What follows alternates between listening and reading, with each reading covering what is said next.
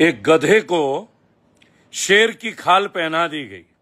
बराबर, एक गधे को शेर की खाल पहना दी गई, लेकिन अब दुनिया को पता चल गया कि ये गधा है जिसने शेर की खाल पहन रखी है। और उस गधे का असली रंग अब पूरा दुनिया देख रहा है। बराबर, बहरहाल उस गधे को आप भी जानते ही होंगे, जानते होंगे ना, नाम नहीं लूंगा, आप ही जानते होंगे कौन है वो गधा जिसे शेर की खाल पहना दी गई है। पूरा वर्ल्ड अब उसे जान गया है। लेकिन उस गधे के ना दो चार भाई हैं, दो चार दोस्त हैं।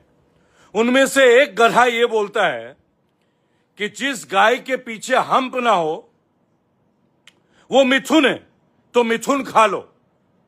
एक गधा तो ये बोलता है। उसी गधे का एक और रिश्तेदार है, उसने तो हद ही कर दी। वो गधा बोलता है खुले में मत खाओ, तुम गाय को घर में बैठ के खा लो। ये दूसरा गधा, सबसे बड़ा गधा, वो जिसके ऊपर शेर की खाल पहना दी गई, जिसकी खाल अब उतर गई है और पूरे वर्ल्ड में तमाशा हो रहा है। बराबर, उसका एक और भाई ऐसा गधा आए दिन टीवी में आ जाता है, नालायक निकम्मा। क्या बोलता है? जिस गाय के पीछे हम बनाओ वो गाय नहीं, वो मिथुन है, उससे खा सकते हो। तीसरा गधा बोलता है इन्हीं के परिवार में से कि भैया खुल के मत खाओ, घर के अंदर बैठ के खाओ, पर्दे में खाओ। और अब चौथे गधे ने तो हद ही कर दी। चौथा गधा ये कहता है कि 14 साल तक बिल्कुल नहीं, 14 साल के बाद खा सकते हो, बेच सकते हो, कसाई को दे सकते हो। ऐसे 4 गधे के साथ और 4 गधे हैं। कोई अर्थव्यवस्था संभाल रहा है, बहुत बड़ा गधा जो ये कहता है कि रुपया कमजोर नहीं हुआ है, डॉलर मजबूत हुआ है।